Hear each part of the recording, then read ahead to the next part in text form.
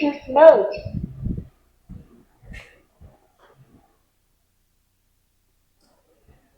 Hello, yes. तो हम लोग चैप्टर नंबर 3 पे थे एंड हम लोग कर रहे थे control environment, components of internal control. ठीक है, done. So components of internal control,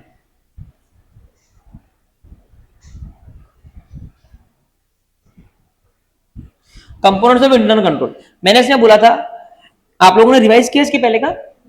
कल अपना इस पे टेस्ट है, हाँ, और फिर उसके बाद में परसों एएस पे टेस्ट है। तो आपके पास में एक्शन पैक डे है, आज कल परसों। ठीक है, ओके। तो कंट्रोल एनवायरनमेंट मैंने बोला था एकदम हार्ट है। ठीक है, कंपोनेंट्स ऑफ इंटरनल कंट्रोल का, इनकी लर्निंग अपन बाद में कर लेंगे। ठीक है, पहले अपन आते हैं कंट्रोल एनवायरनमेंट। ठीक है, तो कंट्रोल एनवायरनमेंट क्या है? कंट्रोल एनवायरनमेंट में मैंने बोला था कि पहले स्टार्टिंग में ऑडिटर को अंडरस्टैंडिंग ऑब्टेन करनी है। ठीक है, कंट्रोल एनवायरनमेंट की, और वो करने के लिए वो दो चीजें इवैल्यूएट करेगा। So the auditor shall obtain understanding of the control environment, और ये करने के लिए एक तो ऑनेस्टी और एथिकल बिहेवियर, और दूसरा दूसरा स्ट्रेंथ ऑफ कंट्रोल एनवायरनमेंट जो रहेगा वो बाकी चीजों के लिए एक फंडामेंटल, एक फाउंडेशन बनेगा। ठीक है, ये दो चीज हमारी इंट्रोडक्टरी लाइन थी कंट्रोल एनवायरनमेंट के लिए। उसके बाद में हम एलिमेंट्स पे आए थे। एलिमेंट्स में हमने सी के दो पॉइंट पढ़े थे, एक कमिटमेंट टू कॉम्पिटेंस कैसा है, और एक communication and enforcement of ethical values and integrity. इसमें मैंने बोला था कि 3 पॉइंट है, एक कम्युनिकेशन का है, एक एनफोर्समेंट का है, और एक नॉर्मल पॉइंट है। ठीक है, नॉर्मल पॉइंट क्या है कि कंट्रोल की effectiveness cannot rise about the person who is administrating it, creating it, monitoring it. उसके बाद में एनफोर्समेंट में हमने बोला था the enforcement of integrity and ethical values includes, जैसे कि managements action to eliminate the incentive, तिजोरी हटाना, to eliminate the incentive and to mitigate the incentive. ठीक है, उसके बाद में communication of entity policies, entity की पॉलिसीज का कम्युनिकेशन। ठीक है, एंटिटी की पॉलिसी या communication, communication of entity policy on integrity में include communication of behavioural standard. मैंने बोला था कि ये करने का रिक्वायरमेंट नहीं है, आप नॉर्मली भी बोल सकते हो। ठीक है, तो एंटिटी की पॉलिसी का कम्युनिकेशन का मतलब क्या है कि आप जो भी एंटिटी का इंटीग्रिटी और एथिकल वैल्यूज को लेके पॉलिसी है वो एंटिटी को कम्युनिकेट करना पड़ेगा। और आखिर में अपन अपने मन से लिख देंगे it will increase the overall integrity of the entity, that's it. ठीक है, ये अपना कम्युनिकेशन ये हो गया, एनफोर्समेंट खत्म। 3 पॉइंट थे, ऐसे ध्यान रखना है। ठीक है, एक बार आंख बंद करो। ठीक है, पहला अपन कर रहे हैं कंट्रोल एनवायरनमेंट। ठीक है, 5 कंपोनेंट्स है इंटरनल कंट्रोल के। कंट्रोल एनवायरनमेंट के 5 से 6 एलिमेंट्स हैं, सबसे बड़ा वही है। उसमें सबसे पहला है कम्युनिकेशन एंड एनफोर्समेंट, सबसे पहला है इंट्रोडक्टरी। इंट्रोडक्टरी के लिए हमने बोला कि ऑडिटर को कंट्रोल एनवायरनमेंट का अंडरस्टैंडिंग लेना है, और ये अंडरस्टैंडिंग लेने के लिए ऑडिटर को दो चीजें इवेल्यूएट करनी है। ठीक है, पहले उसको ऑनेस्टी और एथिकल बिहेवियर का क्या कल्चर मैनेजमेंट ने मेंटेन किया है, और दूसरा कि कंट्रोल एनवायरनमेंट का जो स्ट्रेंथ है, कंट्रोल एनवायरनमेंट का जो खुद की जो वैल्यू है उस पर पूरा फाउंडेशन डिपेंडेंट है दूसरी चीजों का। उसके बाद में हमने बोला कि एलिमेंट्स क्या है। एलिमेंट में पहला है कम्युनिकेशन और एनफोर्समेंट, उसमें 3 पॉइंट है। एक की इफेक्टिवनेस ऑफ कंट्रोल, पहला point can not rise above.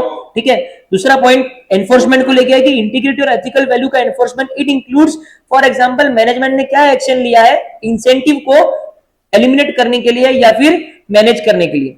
ठीक है, ओके। उसके बाद में एनफोर्समेंट होना चाहिए इंटीग्रिटी और एथिकल वैल्यूज का, it will increase the overall behavioural standards of the entity. आप खोल दो। ठीक है, डन है। ठीक है, तो ये अपने को 3 पॉइंट ऐसे रिवाइज करने। उसके बाद में आता है commitment to competence. Commitment to competence simple है कि मैनेजमेंट खुद कितना कमिटेड है। Matter such as management consideration for competence, management का क्या कंसिडरेशन है कॉम्पिटेंस को लेके एक पर्टिकुलर लेवल पे, एक पर्टिकुलर चीज के लिए, और कैसे उस कॉम्पिटेंस के कंसिडरेशन को वो रिक्विजिट स्किल में तब्दील कर रहे हैं, है ना। मतलब मैंने आपको बोला था कि एक कंपनी को मान लो एफएस बनाना है, तो जॉब क्या है? एफएस बनाना। उस पर्टिकुलर जॉब के लिए मैनेजमेंट का क्या कंसिडरेशन है कि क्या स्किल्स रिक्वायर्ड है, तो मैनेजमेंट कॉम्पिटेंस कंसिडरेशन, क्या मैनेजमेंट कंसिडरेशन रिगार्डिंग कॉम्पिटेंस। ठीक है, कि ये पर्टिकुलर जॉब के लिए कितना कॉम्पिटेंस चाहिए, ये कॉम्पिटेंस को लेके मैनेजमेंट का क्या कंसिडरेशन है। ये एफएस बनाना है तो कॉम्पिटेंस क्या होना चाहिए, उसको एफएस आना चाहिए, डेस्कटॉप आना चाहिए, एक्सेल आना चाहिए, ये चीज आनी चाहिए। और कैसे ये कॉम्पिटेंस को रिक्विजिट स्किल में मैनेजमेंट तब्दील कर रहा है, काय में रिक्विजिट स्किल में मैनेजमेंट तब्दील कर रहा है। क्लियर है? ठीक है, तो ये हो गया आपका कमिटमेंट टू कॉम्पिटेंस। ठीक है, ये 2 पॉइंट हो गए क्या? अभी तीसरा, पार्टिसिपेशन बाय टीसीडब्ल्यूजी। क्या बोल रहा है? Participation by TCWG. तो it includes attributes of TCWG such as their independence from the management, है ना। अभी ये जो पॉइंट है इसमें बेसिकली टीसीडब्ल्यूजी के एट्रीब्यूट्स अपन देखेंगे। टीसीडब्ल्यूजी मतलब दोज चार्ज्ड विद गवर्नेंस। मैंने बोला है कि बहुत सारी कंपनी में क्या होता है, मैनेजमेंट अलग होता है और उनके ऊपर बैठा होता है टीसीडब्ल्यूजी। मतलब मुकेश अंबानी ऊपर बैठा है, वो डे टू डे अफेयर्स में नहीं है, उसका काम है एकदम पॉलिसी डिसीजन लेना, गवर्नमेंट के टच में रहना। वैसा मैनेजमेंट का क्या काम है, डे टू डे पूरा सब कुछ सही तरीके से हो रहा है कि नहीं हो रहा। तो बड़ी बड़ी कंपनी से करती है, जो बिजनेस हाउसेस है वो टीसीडब्ल्यूजी के तौर पे बैठते हैं और वो आईएएम्स हायर करते हैं। ठीक है, जो डायरेक्टर फाइनेंस होगा, डायरेक्टर मार्केटिंग होगा, ये होगा, वो उसको हायर करते हैं। तो ये मैनेजमेंट है और वो कौन है? टीसीडब्ल्यूजी। तो बोल रहा है टीसीडब्ल्यूजी की पार्टिसिपेशन बाय टीसीडब्ल्यूजी। क्या बोल रहा है? Participation by TCWG. That means इसमें अपन टीसीडब्ल्यूजी के एट्रीब्यूट देखेंगे कि पहले तो ये देखेंगे कि क्या टीसीडब्ल्यूजी इंडिपेंडेंट है क्या मैनेजमेंट से, या फिर टीसीडब्ल्यूजी और मैनेजमेंट एक ही है ना। क्या टीसीडब्ल्यूजी और मैनेजमेंट एक है या इंडिपेंडेंट है? पहला एट्रीब्यूट तो अपने को ये देखना है। ठीक है, अगर वो अलग अलग है मतलब वो अच्छा एट्रीब्यूट है, मतलब कंट्रोल एनवायरनमेंट स्ट्रांग है। और कंट्रोल एनवायरनमेंट अगर स्ट्रांग है तो बाकी के कंपोनेंट्स का फाउंडेशन अच्छा है। ठीक है, देयर एक्सपीरियंस, टीसीडब्ल्यूजी का एक्सपीरियंस क्या है? मुकेश अंबानी वाइडली एक्सपीरियंस्ड, है ना। अब वही अगर टीसीडब्ल्यूजी में बैठा है आकाश अंबानी, उसको उतना एक्सपीरियंस नहीं है, दोनों में फर्क पड़ेगा। And stature and the extent of their involvement, वो धंधे में कितना इन्वॉल्व है। अगर मान लो वो टीसीडब्ल्यूजी बैठा है, वो 2 ही घंटा ऑफिस आता है, वो 2 ही घंटा ऑफिस आता है, तो वो धंधे में इन्वॉल्व है क्या? उसका कोई ध्यान भी नहीं है क्या चालू है क्या नहीं चालू है, तो कोई मतलब है क्या? मतलब कंट्रोल एनवायरनमेंट वीक है। समझ में आया? अभी हम लोग इंटरनल कंट्रोल का पहला कंपोनेंट देख रहे हैं, कंट्रोल एनवायरनमेंट, और उसके अंदर एलिमेंट्स है। 3 एलिमेंट अपन देख चुके हैं, communication and enforcement of integrity and ethical values. ठीक है, उसके बाद में कमिटमेंट टू कॉम्पिटेंस, और तीसरा पार्टिसिपेशन बाय टीसीडब्ल्यूजी। ठीक है, कमिटमेंट टू कॉम्पिटेंस का पॉइंट जो है वो मैनेजमेंट को लेके था, तो आगे यहाँ पे मैनेजमेंट लिख दो, एमजीएमटी लिख दो।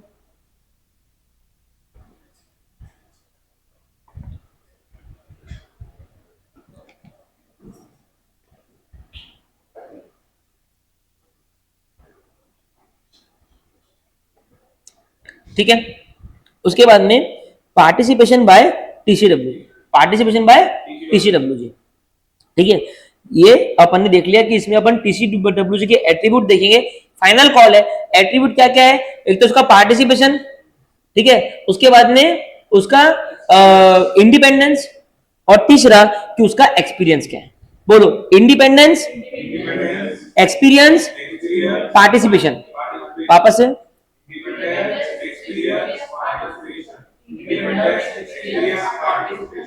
ठीक है, दैट्स इट। उसके बाद में अब आ जाओ management philosophy and operating style. Management की philosophy and operating style. Management philosophy and operating style encompass a broad range of characteristics. बोलता है मैनेजमेंट का फिलोसॉफी, मैनेजमेंट का ऑपरेटिंग स्टाइल, ये एक बहुत ब्रॉड कैटेगरी है, इसमें बहुत सारी कैरेक्टरिस्टिक्स आएगी। मैटर्स जैसे कि approach of management to taking business risk and managing business risk. अब इसमें एक मैटर क्या है कि मैनेजमेंट कैसे बिजनेस रिस्क लेता है। मतलब जैसे कि मान लो फॉर एग्जांपल जोमेटो है, ठीक है। अब जोमेटो ने जब ब्लिंकिट चालू किया तो ये बिजनेस रिस्क था, ठीक है, क्योंकि वो ऑलरेडी कैश बर्न कर रहा था, वो ऑलरेडी नुकसान खा रहा था जोमेटो में, वो ब्लिंकिट ओपन करके और नुकसान खाने की तैयारी में था, है ना। दूसरी एक और बात बोल सकते, कोई ये भी बोल सकता था कि तेरा जोमेटो संभाल नहीं रहा और तू ब्लिंकिट भी चालू कर रहा, बराबर है ना। इसको बोलते हैं बिजनेस रिस्क। अब मैनेजमेंट कितना एग्रेसिव है बिजनेस रिस्क को लेने में और उसको मैनेज करने में, ये रहेगा मैनेजमेंट का एट्रीब्यूट। और अगर मैनेजमेंट बहुत अच्छे से बिजनेस रिस्क ले रहा है, बहुत अच्छे से बिजनेस रिस्क को मैनेज कर रहा है, मतलब कंट्रोल एनवायरनमेंट स्ट्रॉन्ग है। समझ में आ रहा है ना कितना लिंक्ड है ये। अगर मैनेजमेंट एग्रेसिव बिजनेस रिस्क ले रहा है और वो उसको मैनेज भी नहीं कर पा रहा है, तो अल्टीमेटली कंपनी को प्रॉब्लम, कंपनी को स्पीड ब्रेकर्स मिलेंगे, स्पीड ब्रेकर्स मिलेंगे मतलब कहीं ना कहीं कंट्रोल भी हलेगा। समझ में आया? इसके लिए कंट्रोल एनवायरमेंट है, कंट्रोल से जुड़े हुए आजू बाजू के सारे एनवायरमेंट। ठीक है, तो क्या पॉइंट है? मैनेजमेंट की फिलोसॉफी एंड उसका ऑपरेटिंग स्टाइल जो है, ये जो पॉइंट, ये तो हेडिंग ही थी। ठीक है, it encompasses a broad range of characteristics. बोलो ब्रॉड रेंज ऑफ कैरेक्टरिस्टिक्स, बोलो broad range of characteristics matters, जैसे कि अप्रोच ऑफ मैनेजमेंट। ठीक है, अब इसमें क्या क्या आएगा? इसमें एक मैटर आएगा कि मैनेजमेंट का क्या अप्रोच है। बोलो मैनेजमेंट का क्या अप्रोच है बिजनेस रिस्क लेने में, to take the business risk and to manage that business risk. ठीक है, अभी तक 4 पॉइंट अपन देख लिए, कम्युनिकेशन एंड एनफोर्समेंट। ठीक है, फिर 2 पॉइंट मैनेजमेंट के, कमिटमेंट टू कॉम्पिटेंस, है ना, उसमें था मैनेजमेंट का consideration for a particular job, उसके लिए क्या कॉम्पिटेंस चाहिए एंड कैसे वो कॉम्पिटेंस को रिक्विजिट स्किल में ट्रांसफर करा जा रहा है। ठीक है, तो communication and enforcement, commitment to competence और management philosophy and operative style, ये दोनों सेम पॉइंट है, मतलब दोनों मैनेजमेंट से जुड़े हुए पॉइंट है। और एक है पार्टिसिपेशन बाय टीसीडब्ल्यू। 4 पॉइंट हो गए। पांचवा, ऑर्गेनाइजेशनल स्ट्रक्चर, क्या बोलता है? Organisational structure, the framework within which an entity's activity for achieving its objectives are planned, executed, controlled and review. Organisational structure एक बहुत ही ज्यादा इंपॉर्टेंट कंट्रोल एनवायरमेंट है। क्या चीज? Organisational structure. ऑर्गेनाइजेशनल स्ट्रक्चर में वो क्या बोलता है? ऑर्गेनाइजेशनल स्ट्रक्चर में वो क्या बोलता है कि वो फ्रेमवर्क विद इन बीच एक एंटिटी अपने ऑब्जेक्टिव को अचीव कर रही है। क्या बोलता है? फ्रेमवर्क जिस within which entity is achieving its objective are plan. क्या फ्रेमवर्क में आपने ऑब्जेक्टिव को प्लान किया? क्या फ्रेमवर्क में आपने ऑब्जेक्टिव को प्लान? तो ऑर्गेनाइजेशनल स्ट्रक्चर क्या है? The framework within which entity अपने एक्टिविटी को प्लान कर रही है। और एक्टिविटी क्यों कर रही है? अपने ऑब्जेक्टिव को अचीव कर रही है। ठीक है, उस फ्रेमवर्क को बोला जाता है ऑर्गेनाइजेशनल स्ट्रक्चर। मतलब पहले बॉस है, फिर उसके नीचे मैनेजर है, उसके नीचे छोटा मैनेजर है, उसके नीचे और भी छोटा मैनेजर है, फिर वर्कर्स है। ये हो गया ऑर्गेनाइजेशनल स्ट्रक्चर। तो आपकी कंपनी ने क्या फ्रेमवर्क यूज करा है? ठीक है, एक्टिविटी को परफॉर्म करने के लिए, एक्टिविटी को प्लान करने के लिए, ताकि आप अपने ऑब्जेक्टिव को अचीव कर पाओ, उसको बोलते हैं ऑर्गेनाइजेशनल स्ट्रक्चर। ठीक है, so framework within which entities activities are plan, executed, controlled and reviewed. वो एक्टिविटी कैसे प्लान हो रही है, कंट्रोल हो रही है, एग्जीक्यूट हो रही है, रिव्यू हो रही है। ठीक है, काय के लिए कर रहे हैं सब? अपने ऑब्जेक्टिव को अचीव कर रहे हैं, उसको बोलते हैं ऑर्गेनाइजेशनल स्ट्रक्चर। दूसरा है the appropriateness of an entity's organisational structure depends on in part on its size and nature of its activity. Organisational structure जो है वो कितना एप्रोप्रिएट है, एंटिटी का ऑर्गेनाइजेशनल स्ट्रक्चर जो है वो कितना एप्रोप्रिएट है, वो डिपेंड करेगा उसके साइज पे, उसके नेचर, साइज पे और नेचर पे। ठीक है, एंटिटी का ऑर्गेनाइजेशनल स्ट्रक्चर कितना अच्छा है या बराबर है या नहीं है या एप्रोप्रिएट है या नहीं है, वो काय पे डिपेंड करेगा? एंटिटी का साइज और उसका नेचर। क्लियर है? एकदम क्लियर है। ठीक है, तो ये बात है, जितनी बड़ी साइज उतना बड़ा ऑर्गेनाइजेशनल स्ट्रक्चर होना चाहिए, है ना। जितना कॉम्प्लिकेटेड बिजनेस का नेचर है उतना बड़ा ऑर्गेनाइजेशनल स्ट्रक्चर होना चाहिए, उतनी सेग्रीगेशन ऑफ ड्यूटीज होनी चाहिए ताकि एरर कम हो। ठीक है, ऑर्गेनाइजेशनल स्ट्रक्चर, 1 मिनट लो, इसको लर्न करो ऑर्गेनाइजेशनल स्ट्रक्चर को।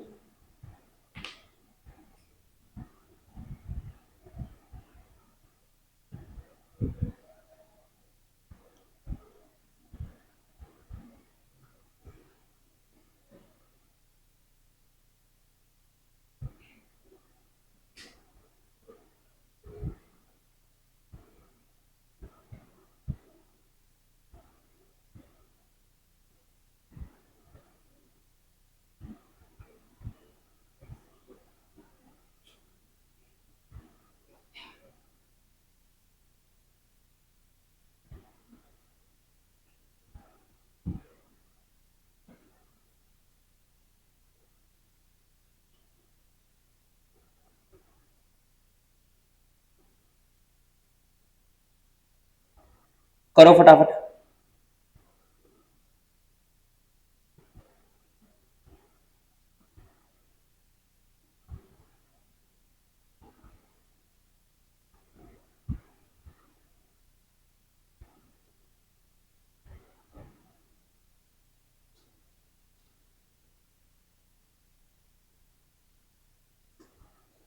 चलो डन, ठीक है।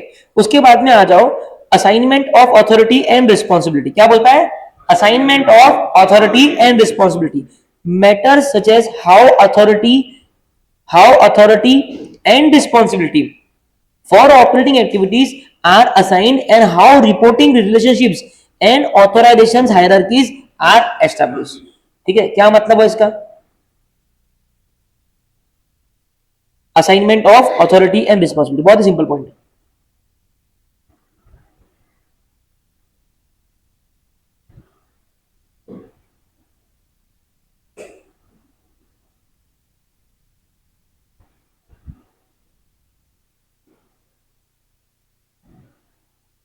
बोलो, कैसे आपने अथॉरिटी असाइन करी है कि ये काम ये करेगा, ये काम ये करेगा, ये काम ये करेगा।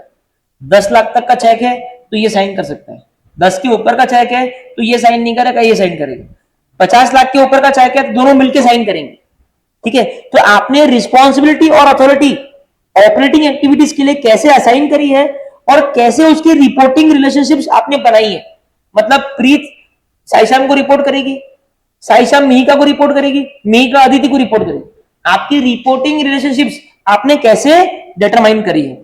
And authorisation hierarchies are established. Authorisation मतलब कि इतने चीज का अथॉराइजेशन इसके पास में, इतने चीज का इसके पास में, इतनी चीज का इसके पास में। तो क्या है? Assignment of authority and, simple सा पॉइंट है, matter such as authority and responsibilities in relation to operating activities. Operating activities का आपने अथॉरिटी और रिस्पॉन्सिबिलिटी कैसे असाइन करी है, कैसे आपने रिपोर्टिंग रिलेशनशिप्स एस्टैब्लिश करी। ठीक है, तो अभी तक हमने क्या क्या पॉइंट देखे? अभी तक हमने देखा सर, पहला हमने देखा कम्युनिकेशन एंड एनफोर्समेंट, ये तो एकदम स्टार्टिंग का पॉइंट है सर। फिर 2 पॉइंट मैनेजमेंट के थे, कमिटमेंट टू कॉम्पिटेंस, उसके अलावा management philosophy and operating style, वो बिजनेस रिस्क कैसे लेता है। ठीक है, उसके बाद में सर एक टीसीडब्ल्यूजी का पॉइंट था, पार्टिसिपेशन बाय टीसीडब्ल्यूजी। 4 पॉइंट हो गए।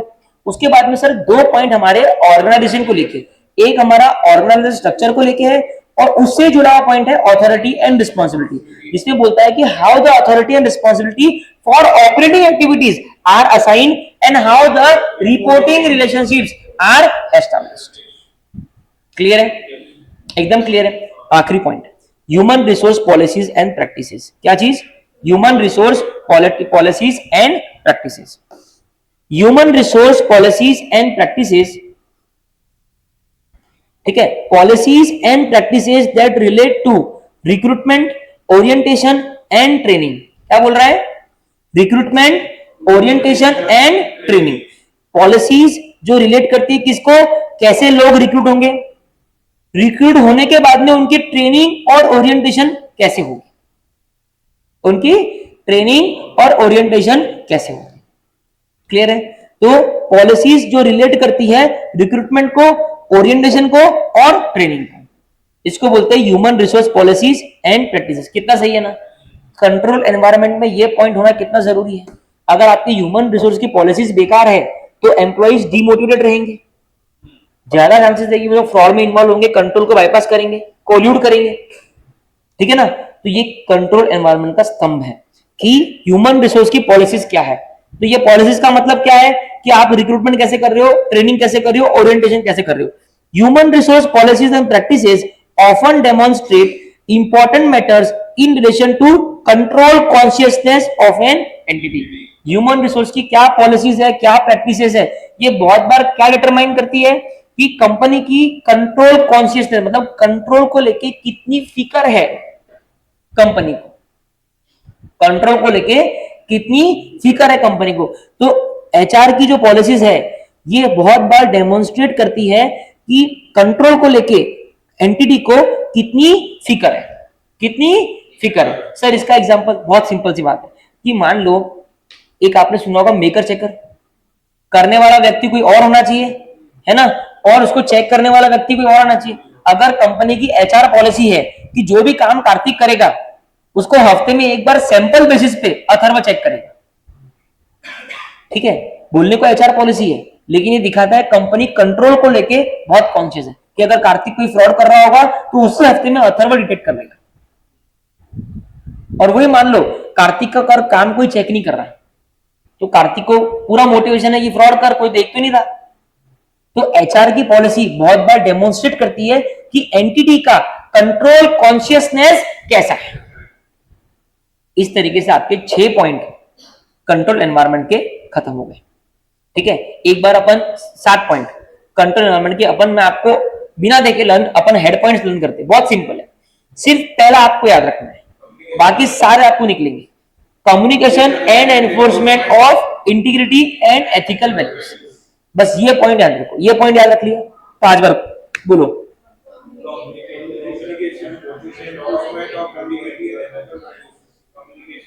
बोलो बोलो जोर की।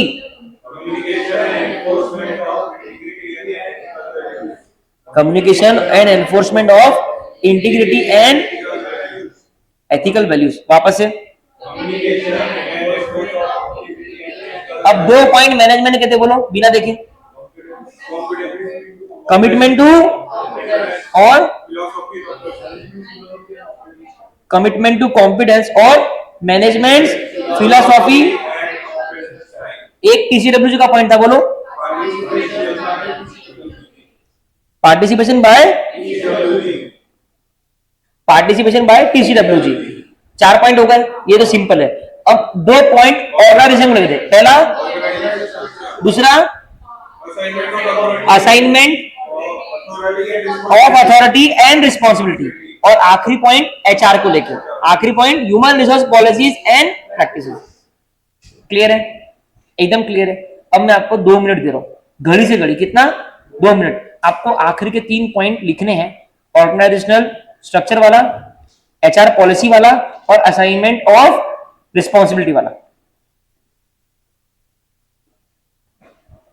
1 मिनट रुको, आप क्या करो, पहले आपको 2 मिनट देता हूं, वो तीनों पॉइंट लर्न करो, फिर आपको 1 मिनट देता हूं, वो तीनों पॉइंट बिना देखे लिखो, ठीक है। Timer of 2 minutes.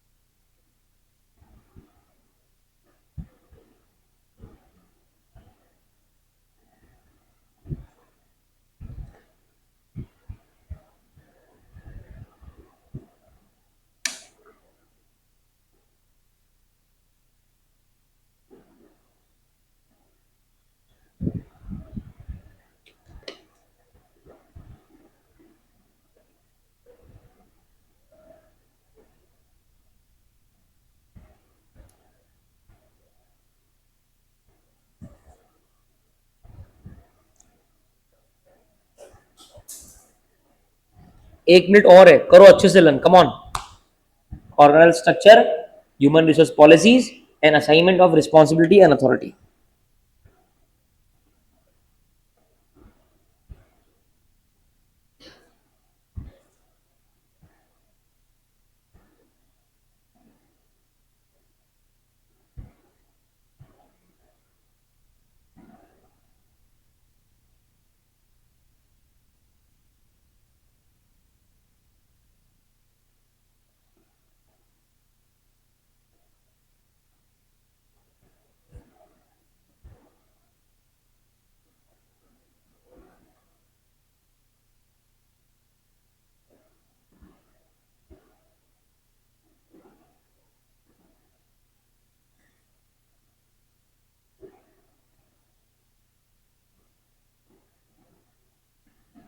डन, अब चालू करो लिखना फटाफट, 1 मिनट का टाइमर, टाइमर ऑफ 1 मिनट,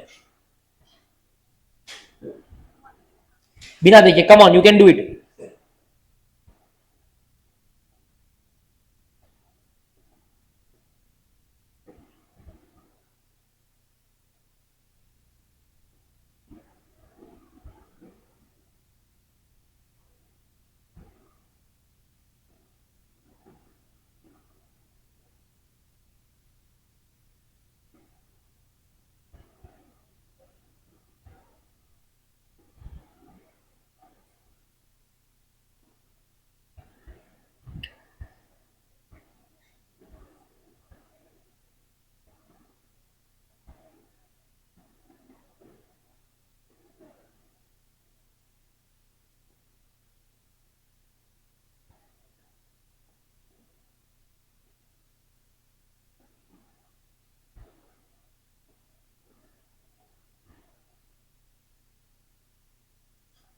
लिख दिया?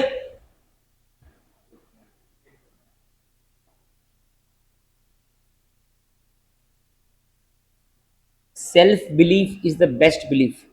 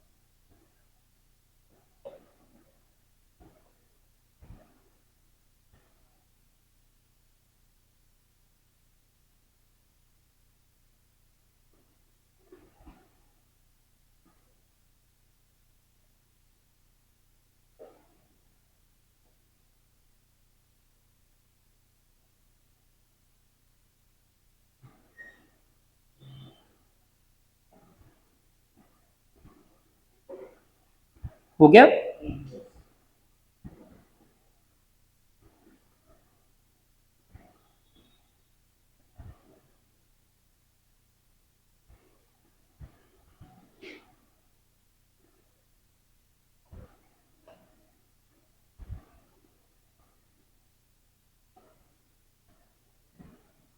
ठीक है, अभी अगला पढ़ो, इसका क्वेश्चन लिख लो। क्वेश्चन कहां तक लिखे अपन ने?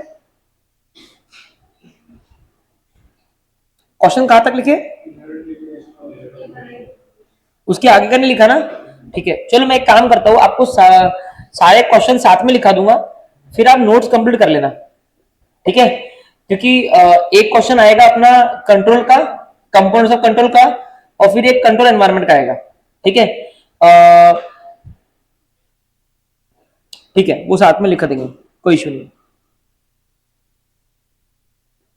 ठीक है, चल अब हम आएंगे अगले टॉपिक पे। अच्छा, ये कंट्रोल एनवायरनमेंट में दो क्वेश्चन, एक वो आपको बोलेगा right short note on elements of control environment, एक वो अभी ये वाला बोलेगा। ठीक है, एग्जिस्टेंस, एक एक करके हिंदी में समझेंगे। Existence of satisfactory control environment, बोलो।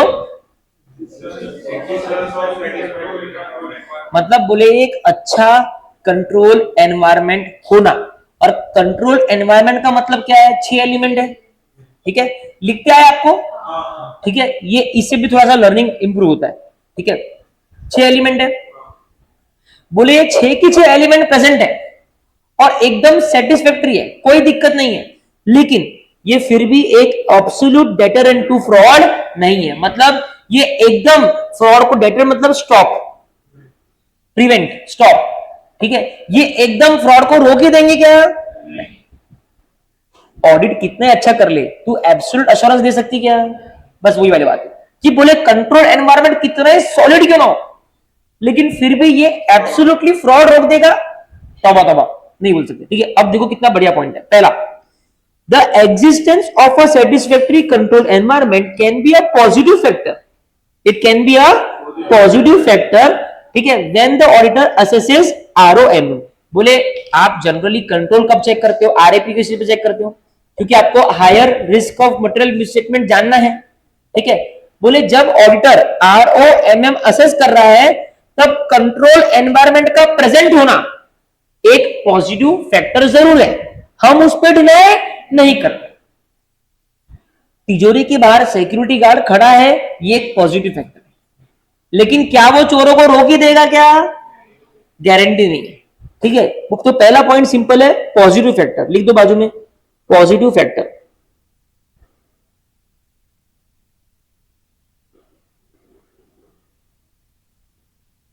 Right, however, although it may help to reduce the risk of fraud, बोले इससे कंट्रोल एनवायरनमेंट के होने से फ्रॉड का रिस्क जरूर कम होगा।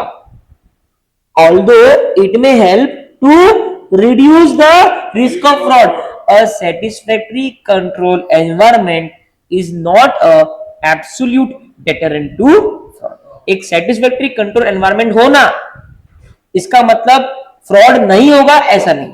It is not a absolute deterrent to fraud, मतलब फ्रॉड बंद ही हो जाएंगे ऐसा नहीं. क्लियर है? ये दो पॉइंट समझ में आएगा आपको. दोनों पॉइंट जुड़े. पहला क्या बोलता है? It's a positive factor, it can reduce the risk of fraud but it is not an absolute deterrent. ठीक है, बाजू में लिख दो reduce risk of fraud.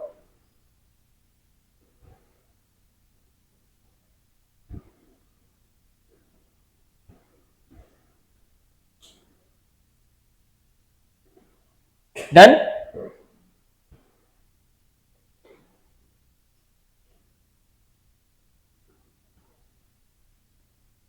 Done है, एकदम एकदम डन है. ठीक है, तीसरा देखो, कन्वर्सली मतलब उल्टा, deficiencies in the control environment, मतलब ऊपर के दो पॉइंट काय के थे? सेटिस्फेक्शन के था. अबे सेटिस्फेक्शन होने के बाद में भी वो क्या बोल रहा है कि it is not a absolute deterrent to fraud. अब अगर मान लो सेटिस्फैक्टरी ना हो, डेफिशिएंट हो, तो क्या होगा वो सोच लो. कन्वर्सली मतलब उल्टा अगर सोचोगे तो deficiencies in the control environment में undermine the effectiveness of control. Control की इफेक्टिवनेस को अंडरमाइन कर देगा, मतलब कम कर देगा. यहां पे लिख दो कम करना.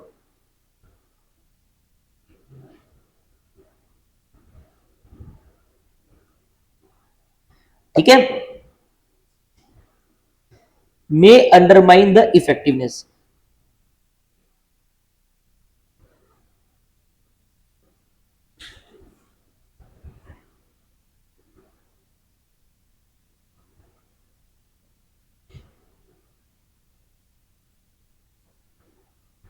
राइट है. For example management failure. अब इसने एक उदाहरण दिया है, दो पॉइंट सेटिस्फेक्शन के बोल दिए, एक पॉइंट डेफिशिएंसी का बोल दिया. अब उदाहरण दिया है, फॉर एग्जाम्पल मैनेजमेंट का failure to commit sufficient resources to address IT security risk. IT का सिक्योरिटी रिस्क है, मतलब कोई मेरा कंप्यूटर,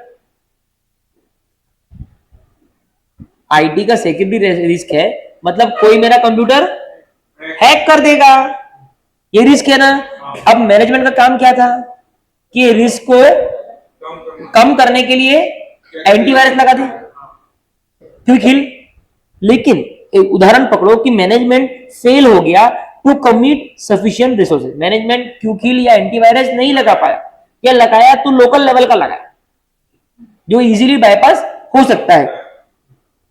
तो मैनेजमेंट फेल हो गया to commit sufficient resources IT security risk को एड्रेस करने के लिए.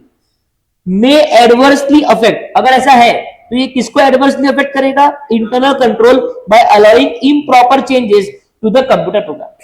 अब इससे क्या होगा? कंप्यूटर प्रोग्राम्स में इम्प्रॉपर चेंज हो जाएंगे क्योंकि लोग अंदर घुस गए, लोग हैकिंग से रशिया से अंदर घुस चुके हैं. समझा? बात समझ में आई? तो ये उदाहरण काय का दिया है? Deficiency in control environment. Deficiency in, तो दो पॉइंट सेटिस्फेक्शन के हैं, दो पॉइंट डेफिशिएंसी के. डेफिशिएंसी के पहले पॉइंट में क्या बोला उसने? It may undermine the effectiveness of.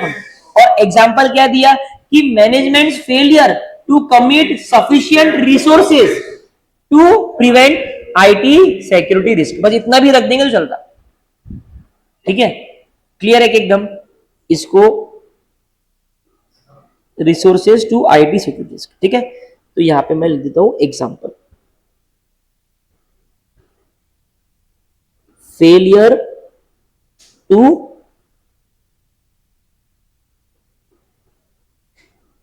Done है. ठीक है, अब last point, the control environment in itself does not prevent, detect, correct material misstatement.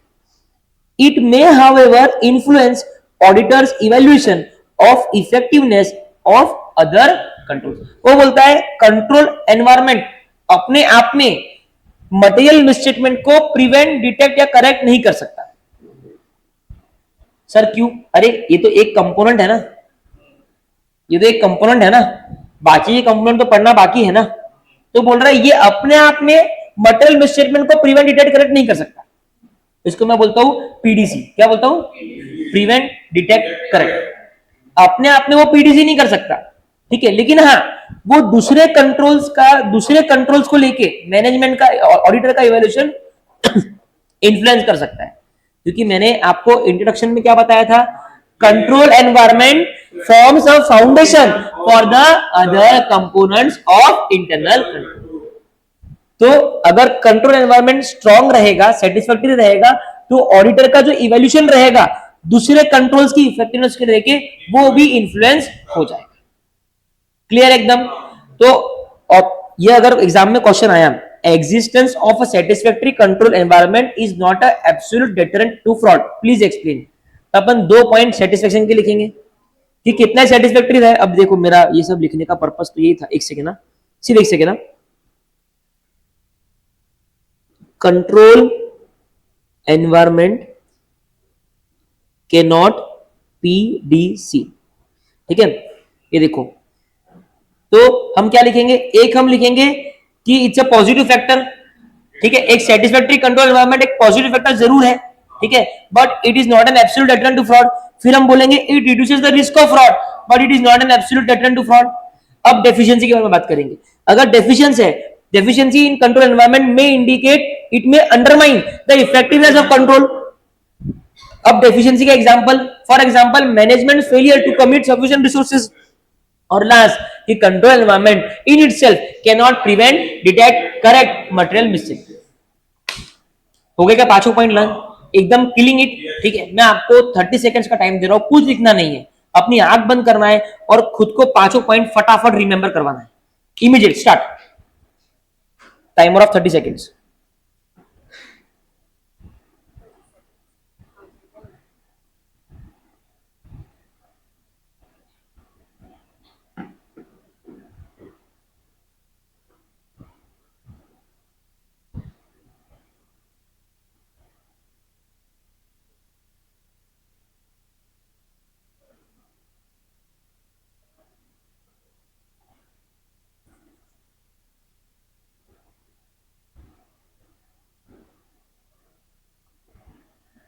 Done, ठीक है। चलो अभी क्वेश्चन लिख लो पहले। आपने हेडिंग डाली components of internal control, heading डाली है ना, पहला क्वेश्चन लिखो।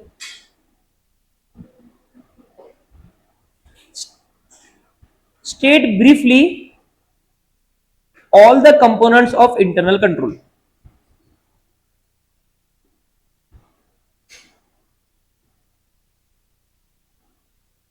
All the components of internal control.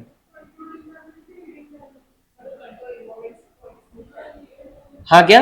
तो पहले कंट्रोल एनवायरनमेंट का क्वेश्चन लिखो। फिर आई होप आप क्वेश्चन दूसरे पेन से लिख रहे हो या ऐसा कुछ मार्किंग है, लिखो। CA Rahul is conducting audit of Reliance limited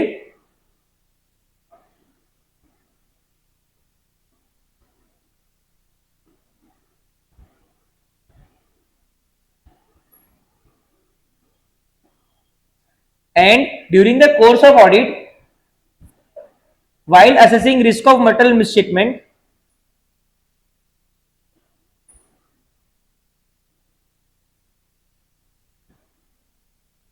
he is while assessing risk of material misstatement, he is desirous he is desirous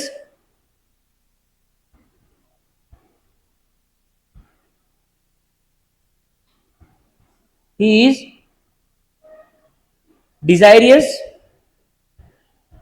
of understanding one of the very important component of internal control, one of the very important component of internal control,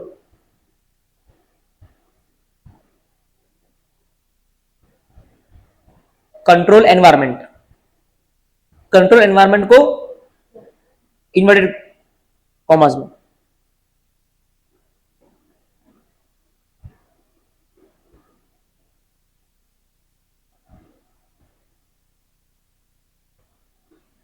लिखा। In this regards state what do you understand by control environment and also state the elements of control environment.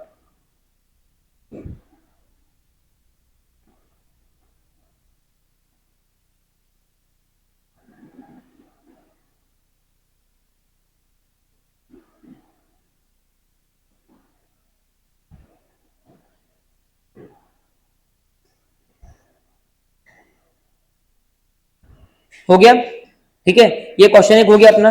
अब उसके बाद में एक और question लिखो, इसके लिए जगह छोड़ देना। क्वेश्चन लिखो, बोलो। Exist, C Rahul, as per the above stated audit, C Rahul, as per the above stated audit is also of the view that while checking control environment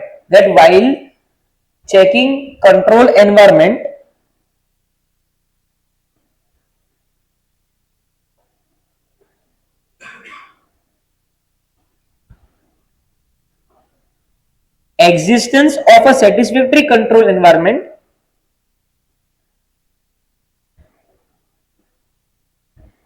is an absolute deterrent to fraud.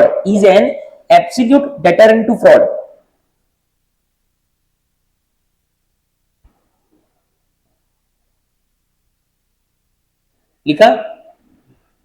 Do you agree with this views? I hope आपको समझ में आ रहा है exam में question कैसे बनने वाला है इसके ऊपर, है ना। इसमें याद कैसे रखेंगे, कंट्रोल एनवायरनमेंट को कैसे याद रखेंगे, दो करके। मैनेजमेंट के 2 पॉइंट थे। सबसे पहला पॉइंट याद करना, communication and enforcement of integrity and ethical values. अब 2 पॉइंट मैनेजमेंट के हैं, एक टीसीडब्ल्यू का है, 2 पॉइंट ऑर्गेनाइजेशन स्ट्रक्चर के हैं, एक ऑर्गेनाइजेशन स्ट्रक्चर और एक assignment of responsibility and authority, और एक आखिरी point human resource policy. You are killing it, ठीक है। अब देखो, अब छोटे छोटे कंपोनेंट। कंपोनेंट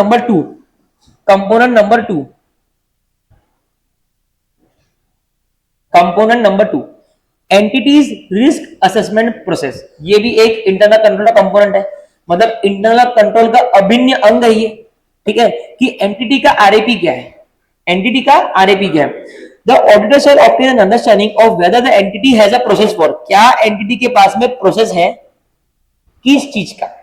अगर एंटिटी के पास में ये 4 चीज का प्रोसेस है, मतलब एंटिटी के पास में आरएपी है। और अगर एंटिटी के पास में आरएपी है, मतलब इंटरनल कंट्रोल स्ट्रांग है। Hence this is a component to internal control. हम क्या कर रहे हैं, हम इंटरनल कंट्रोल की चेकिंग कर रहे हैं। किसकी? हम इंटरनल कंट्रोल को बहुत डीप में समझ रहे हैं किसी भी कंपनी के। हमने पहले समझा उसका कंट्रोल एनवायरनमेंट, उसका हार्ट। अब क्या एंटिटी के पास में आरएपी है क्या, ठीक है। पहला प्रोसेस क्या है, आइडेंटिफाइंग द बिजनेस रिस्क, जो फाइनेंशियल रिपोर्टिंग ऑब्जेक्टिव्स के लिए रेलेवेंट है। कितना बढ़िया पॉइंट है, ठीक है। क्या एंटिटी के पास, बोलो, क्या एंटिटी के पास प्रोसेस है बिजनेस रिस्क आइडेंटिफाई करने का, ठीक है ना। अगर है तो अच्छा है। यस, वापस से बोलो, क्या एंटिटी के पास प्रोसेस है, बोलो। एक minute. Estimating the significance of risk, ये जो बिजनेस रिस्क आइडेंटिफाई किए हैं उसका सिग्निफिकेंस एस्टिमेट करने का प्रोसेस है क्या। पहले स्टेप में क्या किया, बिजनेस रिस्क आइडेंटिफाई कर लिया। अभी 1 2 3 4 ऐसे 100 बिजनेस रिस्क आपके सामने हैं।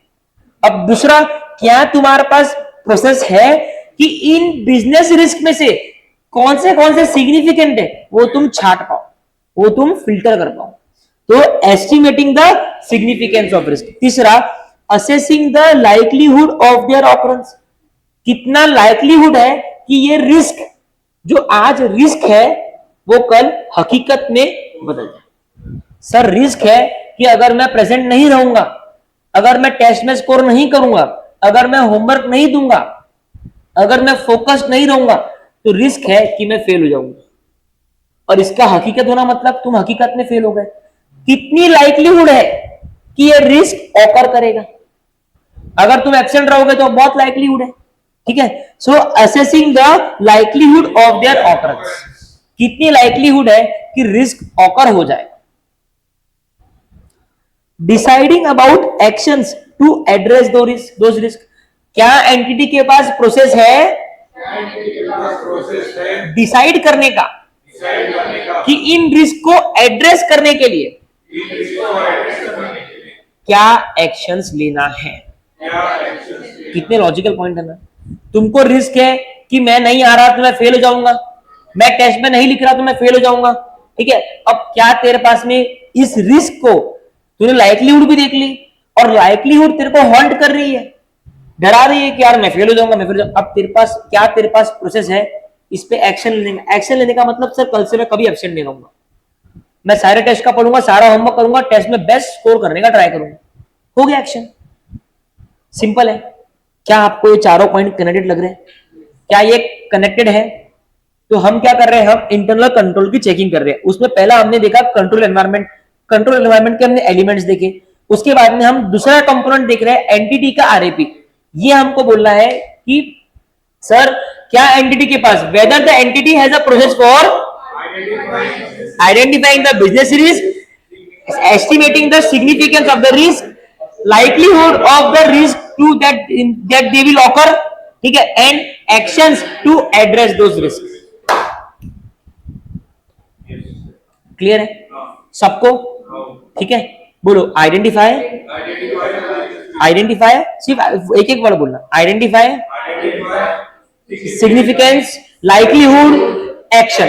बोलो Identify significance, likelihood, action. Identify significance, likelihood, action.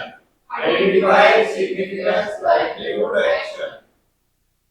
जब ऐसा क्राउड हो ना तो पढ़ाने वाले की भी इच्छा ऐसी रहती है कि कभी क्लास खत्म ही ना हो, ठीक है। फैंटास्टिक, सेकंड कंपोनेंट खत्म कर चुके हैं, ठीक है। और सारे चारों पॉइंट आपस में लिंक्ड है। सिर्फ लॉजिकली सोचना है, एग्जाम में जाकर रट्टा होता नहीं, सिर्फ क्वेश्चन समझना है और उसका पहला पॉइंट याद करना है, अपने आप आगे के पॉइंट आ जाएंगे। मैं वादा करता हूं कंट्रोल एनवायरनमेंट का आपने सिर्फ पहला पॉइंट याद कर लिया ना, आपको बाकी के सारे पॉइंट आ जाएंगे और आपको उसके सिर्फ कीवर्ड्स लर्न करने हैं, आप कहानी बना सकते हो, कोई इशू नहीं, ठीक है। चल, the entities RAP forms the basis for the risk to be managed, है ना। एंटिटी का जो रिस्क असेसमेंट प्रोसेस है यही बेसिस है रिस्क को मैनेज करने का, रिस्क को मैनेज करने का। If that process is appropriate, अगर रिस्क को मैनेज करने का प्रोसेस अप्रोप्रिएट है, it would assist the auditor in identifying ROMM, तो वो ऑडिटर को असिस्ट करेगा ROMM आइडेंटिफाई करने के लिए। करेक्ट है ना, सिंपल सी बात है, ठीक है। अब मैं आगे बढ़ू तीसरे कंपोनेंट की तरफ। अनुमति है, ठीक है। स्पीड हो रहा है क्या? एकदम बराबर है। चलो थैंक यू सो मच। अब मैं इसको रफ करता हूं जरा।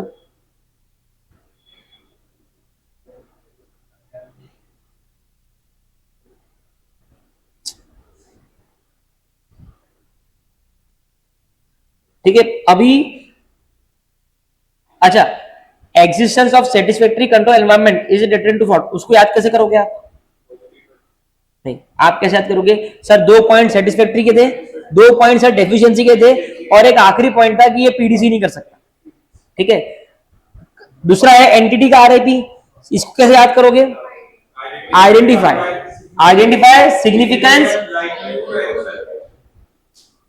अभी आ जाओ इस पे, the information system including related business process relevant to the financial reporting and communication, ठीक है। ओके, अब ये कम्युनिकेशन आप काट दो।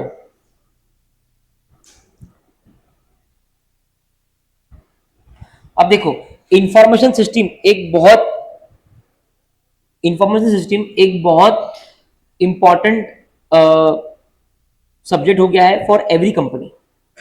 हर सारी कंपनी के लिए हो गया, क्योंकि हर कंपनी इंफॉर्मेशन सिस्टम पर टिकी हुई है। इसके लिए इंफॉर्मेशन सिस्टम अपने आप में एक अब इंटरनल कंट्रोल का कंपोनेंट बन चुका है, ठीक है। क्योंकि अभी जो चोरी पकड़ते हैं, क्या सिर्फ सिक्योरिटी गार्ड से होता है ये काम? एक कैमरा लगा ही होता है ना। Camera is what? Information system. Information देने वाला system. It is not necessary an iPad और अ लैपटॉप और anything like that. Anything which is giving an information is an information system. The information system including related business process क्या है? Relevant to the financial reporting. Financial reporting से जुड़े हुए business process क्या है? ठीक है. पहला, the auditor shall obtain an understanding of the information system. Company का जो इंफॉर्मेशन सिस्टम है उसकी जानकारी ऑडिटर को लेनी चाहिए. इंक्लूडिंग उसके रिलेटेड बिजनेस के प्रोसेस क्या है, मतलब इंफॉर्मेशन सिस्टम जो है वो बिजनेस प्रोसेस में कैसे फिट होता है, वो बिजनेस प्रोसेस में. अच्छा, एक बिजनेस प्रोसेस क्या है कि आपका अटेंडेंस, आप आते हो एम स्क्वायर में, ठीक है, ये आपका एक वो है प्रोसेस है, करेक्ट है. अब आप आ रहे हो, एक व्यक्ति PA ऐसा लिख रहा है, प्रेजेंट एब्सेंट ऐसा लिख रहा है, ठीक है, राइट. अब वही कल से वहां पे बायोमेट्रिक डिवाइस लग गया. आप आ रहे हो, अपना चेहरा दिखा रहे हो, ऊपर जा रहे हो, चेहरा दिखा रहे हो, ऊपर जा रहे हो.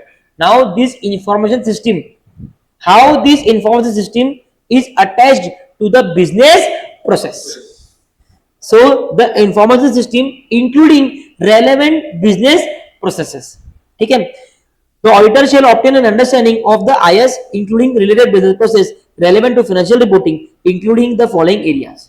नीचे दिए गए चीजें आपको देखनी है फॉर इंफॉर्मेशन सिस्टम. पहला, the class of transaction in the entities operations that are significant to the financial statement. Entity के फाइनेंशियल स्टेटमेंट्स में कौन से क्लास ऑफ ट्रांजेक्शंस बहुत सिग्निफिकेंट है. फॉर एग्जांपल, कोई कंपनी है ना, उसका revenue is 10,000 crore. Revenue is a class of transaction. Class of transaction is equal to P&L. मैंने बोला है ना आपको, ये नहीं बोला? क्लास ऑफ ट्रांजेक्शन मतलब P&L के आइटम्स, मतलब प्रॉफिट एंड लॉस स्टेटमेंट के आइटम्स. अब उसमें जो भी सिग्निफिकेंट आइटम्स है वो उसकी बात कर रहा है. सिग्निफिकेंट मतलब जिसका वैल्यू ज्यादा है. रेवेन्यू 10,000 करोड़ का रेवेन्यू है और उसके नीचे लिखिए अदर इनकम. क्या लिखिए? 1 करोड़. क्या अदर इनकम सिग्निफिकेंट है क्या? लेकिन क्या रेवेन्यू सिग्निफिकेंट है क्या? Yes sir. ठीक है. सो देखो, the auditor shall obtain an understanding. Auditor को अंडरस्टैंडिंग लेनी है की इंफॉर्मेशन सिस्टम किसकी. अब उसके लिए वो क्या क्या एरिया चेक करेगा? वो पहले चेक करेगा कि कौन से क्लासेस ऑफ ट्रांजैक्शन एंटिटी के ऑपरेशन में सबसे ज्यादा सिग्निफिकेंट. जो सिग्निफिकेंट है उनसे जुड़े हुए इंफॉर्मेशन सिस्टम को वो समझ लेगा. ठीक है. दूसरा, the procedure by which those transaction are initiated.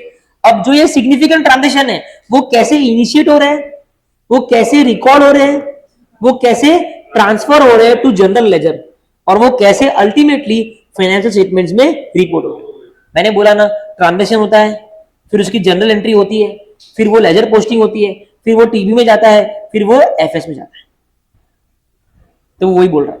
तो हम क्या कर रहे हैं सर? हम इंफॉर्मेशन सिस्टम और उनसे रिलेटेड बिजनेस प्रोसेस को चेक कर रहे हैं. ठीक है. क्यों कर रहे हैं सर? वो एक कंपोनेंट है इंटरनल कंट्रोल का. ये चेक करते हुए क्या करना है सर? नीचे दिए गए एरिया की जानकारी लेनी है. ठीक है. Auditor shall obtain an understanding. किसकी अंडरस्टैंडिंग? ये एरिया की.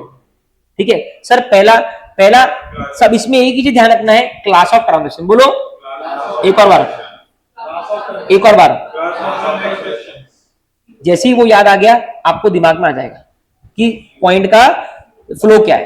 क्लास ऑफ ट्रांजैक्शन, फिर आपको ध्यान में, अच्छा हाँ इसमें था कि कौन से क्लास ऑफ ट्रांजैक्शन एंटिटी के ऑपरेशन के लिए सिग्निफिकेंट है.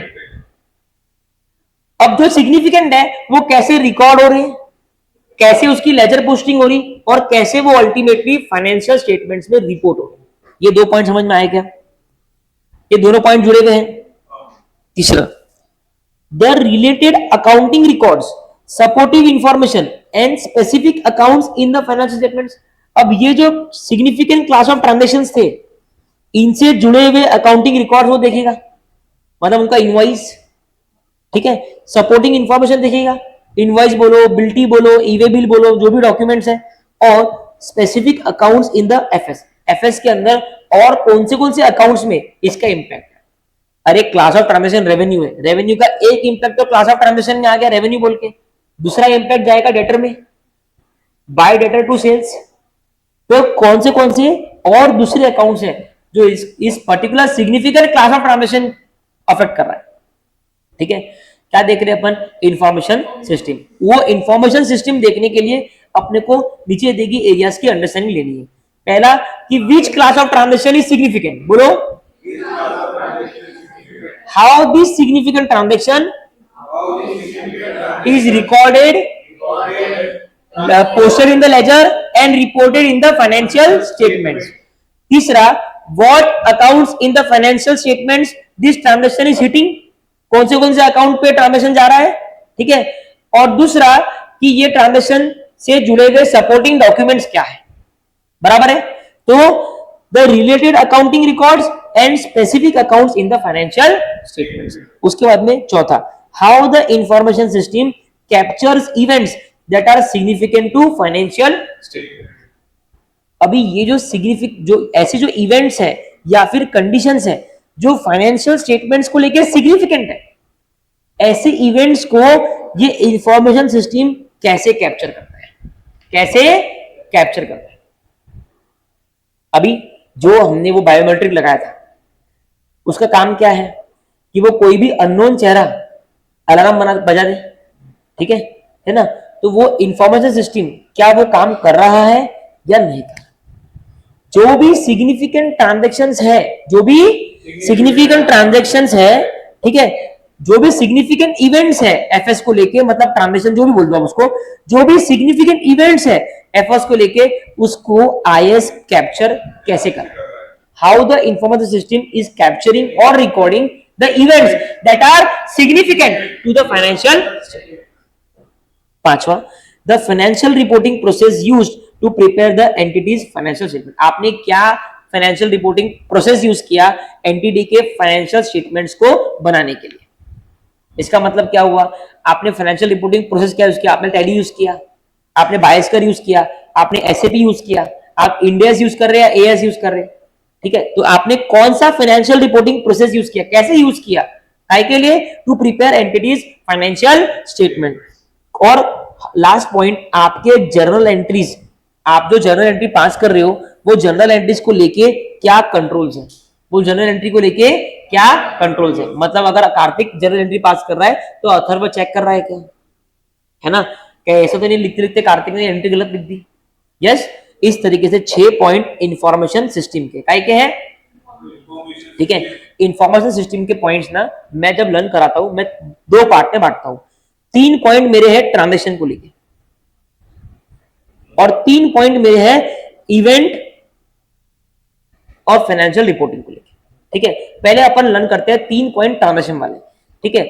हम क्या कर रहे हैं sir, understanding the information system and its related business processes. So for this the auditor shall obtain understanding, बोलो, of the information system and related business process. और ये अंडरस्टैंडिंग कैसे मिलेगी, through following areas, through following areas. Sir उसमें है ना, एक सबसे आपने बोला था कि एक ही वर्ड ध्यान रखना, क्लासेस ऑफ ट्रांजेक्शन, क्या। अब सर यहां से मेरे 3 पॉइंट अनलॉक हो गए। कौन से क्लासेस ऑफ ट्रांजेक्शन सिग्निफिकेंट है for the entities operation, the classes of transaction which are significant for entities operation, how this transactions are recorded, posted in ledger and reported in financial statements. और तीसरा, accounting records and documents for this, accounting record and supporting documents for this transactions, for this transaction, and कौन से accounts को वो transaction hit कर रहा है। क्या ये 3 पॉइंट लर्न हो गए, क्या ऊपर के 3 पॉइंट लर्न हो गए, ये वाले, ये तीनों पॉइंट ट्रांजेक्शन को लेके, ठीक है। फटाफट लर्न करो, सिर्फ ऊपर के 3 पॉइंट।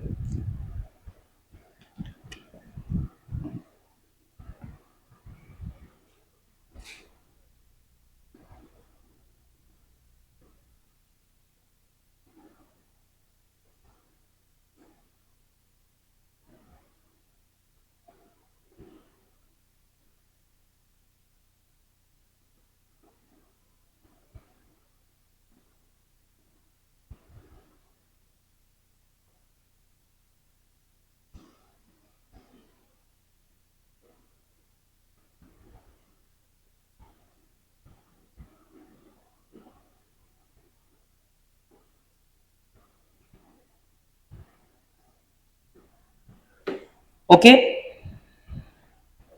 डन, ठीक है। तो 3 पॉइंट अपने लर्न हो गए। 3 पॉइंट सर ट्रांजेक्शन के, आपने सही बोला था। अब 3 पॉइंट इवेंट की बात करते हैं, ठीक है। सबसे पहला, इंफॉर्मेशन सिस्टम कैसे सिग्निफिकेंट इवेंट्स को कैप्चर कर रहा है। Number 1, how the IS is capturing significant events relating to financial reporting, बराबर है, कैसे इवेंट कैप्चर कर रहा है। दूसरा पॉइंट है, कैसे आपके फाइनेंशियल रिपोर्टिंग प्रोसेस जो है, फाइनेंशियल रिपोर्टिंग प्रोसेस आप कौन सा यूज कर रहे हो for preparing financial statements. Financial reporting process क्या बोलेंगे, फाइनेंशियल रिपोर्टिंग प्रोसेस। तो देखो, capture events, financial reporting process used और कंट्रोल्स, ठीक है। अब अपन इसको लर्न करते हैं। सुनो, 3 पॉइंट ट्रांजेक्शन के, बोलो 3 पॉइंट ट्रांजेक्शन के, 1 पॉइंट इवेंट का, transaction, event, financial reporting, control. बोलो, transaction, event, financial reporting, control. बोलो वापस से, एक आखिरी बात,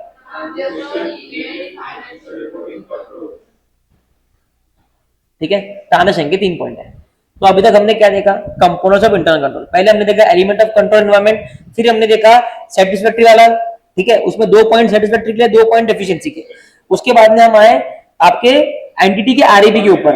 मैंने उसमें बोला एक ही चीज रखना, रिस्क, ठीक है, और सारे पॉइंट उसको आइडेंटिफाई कैसे होते हैं, ठीक है, उसमें से सिग्निफिकेंट वाले कौन से हैं, वो लाइक्लीहुड क्या है, और क्या बात। तीसरा, उसके बाद में क्वेश्चन आया आपका आईएस। अब चौथा, कंट्रोल एक्टिविटीज, कौन सा, ठीक है। An audit requires an understanding of only those control activities. क्या बोलता है, audit requires understanding of only those control activities that are related to significant classes of transaction, account balance disclosure in the financial statements। और बताओ क्या है ये।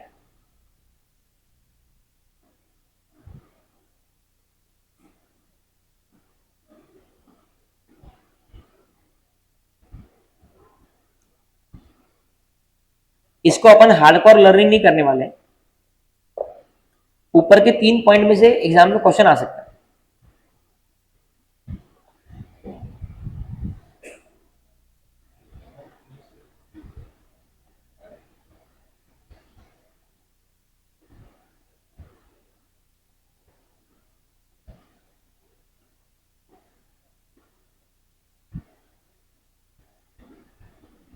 क्या मतलब है, बोलो, बोलना।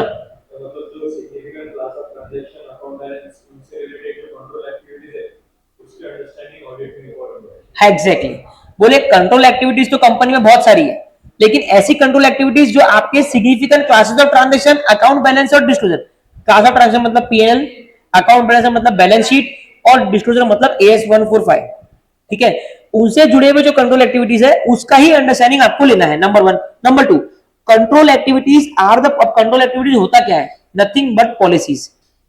ऐसी पॉलिसीज जो मैनेजमेंट ने जो भी डायरेक्शंस दिया है वो कैरी आउट हो रहे या नहीं हो रहे, वो एंश्योर करने के लिए पॉलिसीज, उसको बोलते हैं कंट्रोल एक्टिविटीज। मैनेजमेंट ने डायरेक्शन दिया कि कोई भी एम्प्लॉय 9 बजे के बाद में अगर आएगा तो उसको एंट्री नहीं मिलेगी, ये मैनेजमेंट का डायरेक्शन है ना। अब कंट्रोल एक्टिविटी क्या है कि 9 बजे के बाद में गेट खुलेगा, तो वो एंश्योर कर रहा है कि मैनेजमेंट की जो डायरेक्शन पॉलिसीज है वो बराबर फॉलो हो रही है, ठीक है। Control activities relevant to audit generally include policies related to performance reviews, है ना। कौन से एम्प्लॉय ने कितना परफॉर्मेंस किया है, कंपनी का परफॉर्मेंस क्या है, जनरली उसको रिव्यू करने के लिए कंट्रोल एक्टिविटीज ऑडिटर के लिए रेलेवेंट होती है। क्या आपको ये पॉइंट समझ में आए, ये सिर्फ समझने के लिए इंपॉर्टेंट है, एग्जाम में अगर आएगा तो आपको इसका एक आधा पॉइंट लिखना है, बात खत्म, क्लियर है, ठीक है। अगर एग्जाम में आपको पूरा सारे कंपोनेंट बताने आने के लिए आते हैं, सारे कंपोनेंट्स के बारे में आते हैं, तो आपको कैसे लिखना है वो समझो। आपको कंट्रोल एनवायरनमेंट का इंट्रोडक्शन लिखना है कि you divided two things, culture of honesty and ethical values, ठीक है, और उसके बाद में फाउंडेशन फॉर अदर कंपोनेंट्स, उसके बाद में एलिमेंट्स की सिर्फ हेडिंग लिखनी है, ओनली हेडिंग्स। उसके बाद में आप not a satisfactory control environment, not a deter to fraud, सिर्फ उतना लिखोगे। उसके बाद में आप आओगे एंटिटी के आरएबी के ऊपर और उसमें चारों पॉइंट लिखोगे। उसके बाद में आओगे आप आईएस के ऊपर, उसके चारों पांचों पॉइंट लिखोगे। उसके बाद में आप आओगे कंट्रोल एक्टिविटीज के ऊपर, उसमें सिर्फ एक चीज लिख दोगे, कोई भी एक चीज, ठीक है, कि ऑडिटर को उन कंट्रोल एक्टिविटी से मतलब है जो सिग्निफिकेंट सीओटी के लिए बनी है। और कंट्रोल एक्टिविटी होती क्या है, ऐसे पॉलिसीज जो मैनेजमेंट के डायरेक्शंस फॉलो हो रहे हैं या नहीं हो रहे, वो एंश्योर करते हैं, बात खत्म। और लास्ट है मॉनिटरिंग ऑफ कंट्रोल्स। क्या है, क्या हुआ, मॉनिटरिंग ऑफ कंट्रोल्स। अब देखो मॉनिटरिंग कैसे होती है। The auditor shall obtain understanding, बोलो, of major activities that the entity uses. वापस ये पूरी लाइन पढ़ो।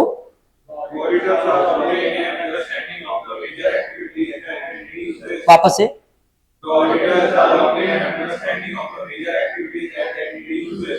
ऑडिटर को अंडरस्टैंडिंग लेनी है सारी मेजर एक्टिविटीज की जो एंटिटी यूज कर रहा है। क्यों यूज कर रहा है, to monitor internal control over financial reporting. ये ओवर फाइनेंशियल रिपोर्टिंग काट दो, है ना। The name itself suggest monitoring of controls, correct है। तो मॉनिटर करने में क्या करेगा, वो ऐसी सारी मेजर एक्टिविटीज की अंडरस्टैंडिंग लेगा, वो ऐसी जो एंटिटी यूज कर रहा है, जो एंटिटी यूज कर रहा है मॉनिटर करने के लिए इंटरनल कंट्रोल, बराबर है ना। मॉनिटरिंग द इंटरनल मतलब मान लो इसका हर एक महीने में इसकी रिपेयरिंग होती है, सर्विसिंग होती है, that is monitoring of control, है ना। हर 45 डेज में कंपनी ने एक टीम बना रखी है जो जगह जगह पे जाके देखिए कैमरे के एंगल्स बराबर है क्या, किसी ने चेंज तो नहीं कर दिया, उसको बोलते हैं कंट्रोल्स को मॉनिटर करना। Monitoring of controls is a process to assess the effectiveness of control over the time, है ना। ये एक प्रोसेस है जो असेस करता है कि इंटरनल कंट्रोल इफेक्टिवली काम कर रहा है ओवर द टाइम, सालों साल, ठीक है। It involves assessing the effectiveness of controls on a timely basis. ये क्या करता है, टाइमली बेसिस मतलब हर कुछ दिन में ये क्या करता है, कंट्रोल की इफेक्टिवनेस को असेस करता है। मैंने बोला ना, एक टीम बना दी, वो हर 45 दिन में जाके हर एक कैमरे के एंगल चेक कर, मतलब वो इफेक्टिवनेस ऑफ कंट्रोल को टाइमली बेसिस पे असेस कर रही है कि वो कंट्रोल इफेक्टिव है या नहीं है, and taking necessary remedial action, है ना। और अगर नहीं है तो एंगल को बराबर कर दो, ठीक है।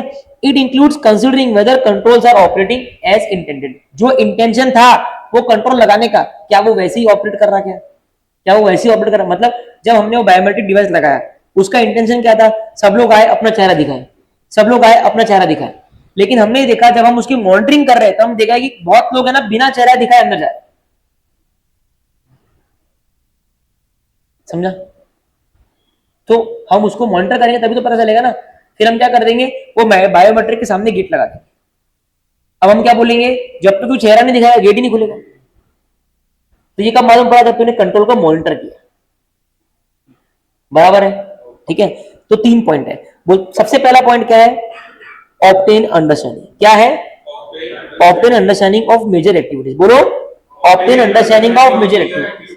फिर वो बोलता है monitoring of control is a process, बोलो monitoring of control is a process, काय के लिए, to assess the effectiveness of the control. और तीसरा, it involves assessing the effectiveness of the control on a timely basis. मतलब दूसरा और तीसरा पॉइंट सेम है कि इंटरनल कंट्रोल की इफेक्टिवनेस को असेस करना टाइमली बेसिस पे और नेसेसरी रेमेडियल एक्शन लेना,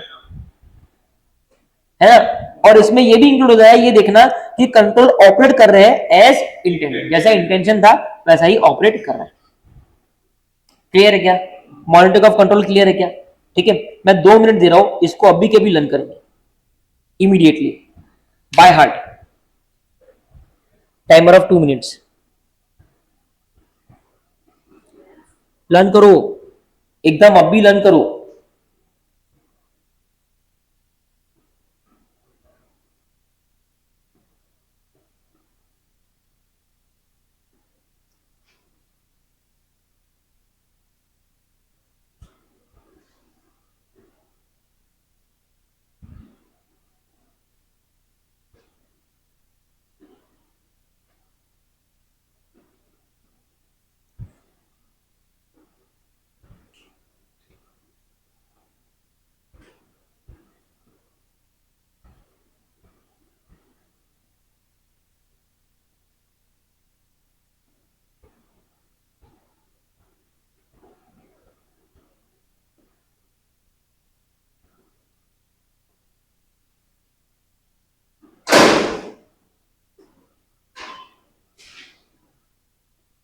करो, लर्न करो, लर्न करो, बचा 1 मिनट, लर्न करो, टेक दिस टाइम, घर पे होता नहीं।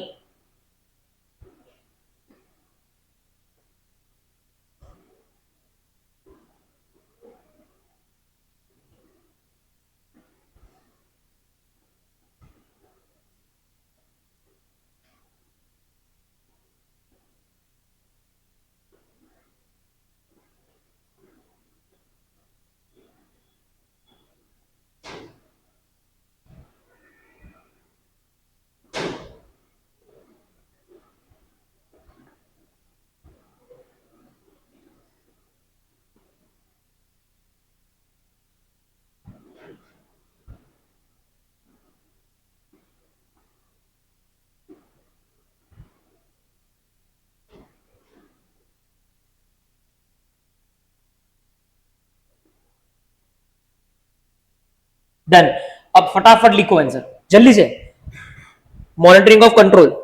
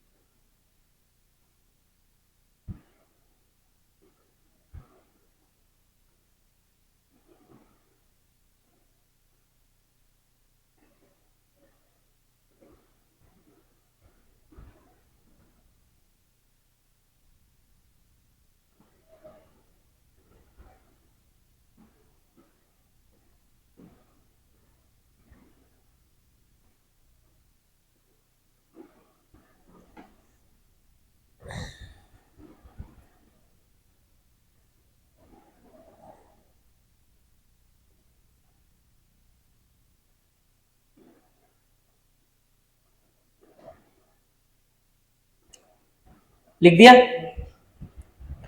क्वेश्चन कौन सा लिख, क्वेश्चन कहां तक लिखे अपन ने?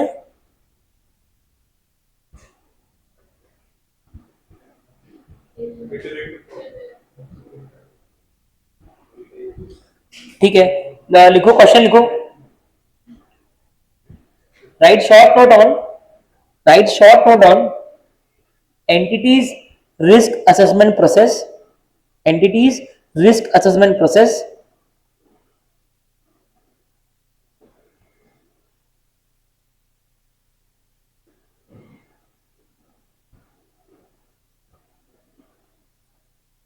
while obtaining, while obtaining understanding of components of internal control, components of internal control।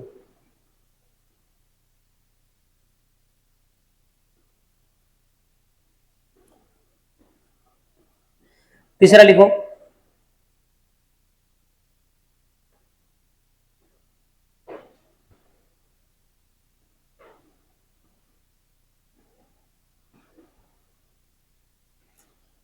state the areas,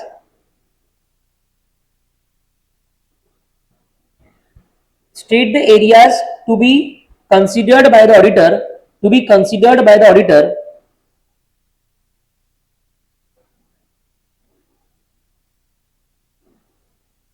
state the areas to be considered by the auditor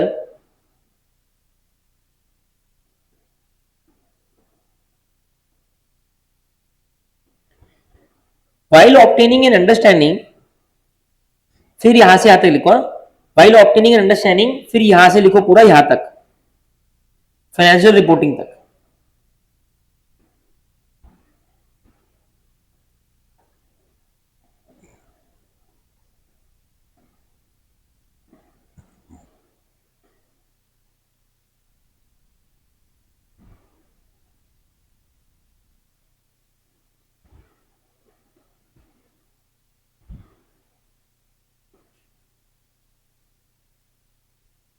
लिखा?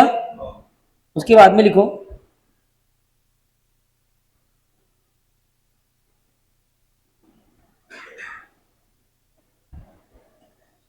उसके बाद में लिखो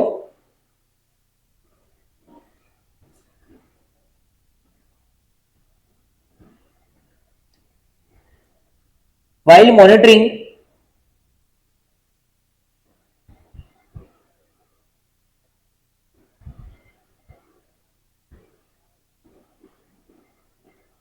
नहीं सॉरी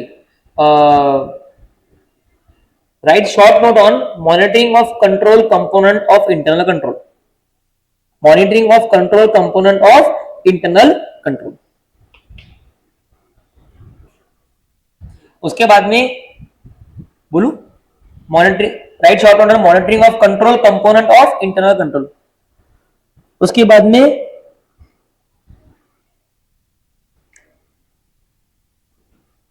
ये इसके लिए मैंने जगह छोड़ी थी ना, ये लिख देना आप एज एन होमवर्क, मतलब क्लास होते से लिख देना हाथों हाथ, ठीक है। अब तुमको मैंने सारे पॉसिबल क्वेश्चन लिखवा दिए। हमारा ये नया सेगमेंट चालू था इंटरनल कंट्रोल का। हम पहले क्या पढ़े, इनहेरेंट लिमिटेशंस, है ना, और उसके बाद में अब हमने पहले हमने बुराई देख ली क्या है, और अब हम देख रहे हैं कि इंटरनल कंट्रोल कंपोनेंट क्या है। वो खत्म हो चुके अपने आप, सारे कंपोनेंट खत्म हो चुके। अब हम लोग क्या देखने वाले हैं कल, are controls relevant to audit, number 1। देखो अब है ना, जो चीज थोड़ी सी टफ थी उसे मैंने टाइम डाल के लर्न कराने की कोशिश की है, थोड़ा मेरे को स्पीड में मेंटेन करना पड़ेगा, ठीक है। Are all controls relevant to audit, क्या सारे कंट्रोल ऑडिट के लिए रेलेवेंट है, नंबर 1 क्वेश्चन। ये चैप्टर में ना क्वेश्चंस और मैथ, ये दो चीज बहुत इंपॉर्टेंट, नहीं तो आप पूरा मिक्स कर दोगे, ठीक है। क्या controls relating to objectives that are not relevant to audit, nature and extent of understanding of relevant control क्या रहनी चाहिए। इस तरीके से कल अपना टारगेट है ये, यहां तक आपका नेक्स्ट टेस्ट रहने वाला है, टेस्ट नंबर 2। कल अपन ये करेंगे और इसके बाद में भी अपन आगे चालू कर देंगे। कल अपना टारगेट है कम से कम 2 पेज अपने को करने, ठीक है, 2 पेज अपने को निपटाने हैं, ठीक है। अब है ना, अब थोड़ा इजी वाला पार्ट है, ठीक है। सिर्फ ये ऑटोमेटिक ट्रांजिशन वाला थोड़ा डिफिकल्ट रहेगा आपको, जनरल आईटी कंट्रोल्स वाला वो थोड़ा सा टेक्निकल है, ठीक है। बाकी तो अब कुछ रहा नहीं इतना, दैट्स इट, ठीक है ना। बस आज का कल का टेस्ट, आज का और कल का क्लास बहुत इंपॉर्टेंट है, उसमें अपना हो जाएगा। अभी जो मेन टफ वाला पार्ट है ना वो हो गया। अब सिर्फ जनरल आईटी कंट्रोल्स है जहां थोड़ा आपको टफनेस फील होगा, बाकी इतना वो नहीं है। परसों का क्लास तो बहुत ही इजी रहेगा, मतलब मंडे का, ठीक है। तो कल आप तैयारी से ना, कल अपन शार्प चालू करेंगे। कल अपने को पूरा 1.5 घंटे का टाइम चाहिए। अब बात सुनो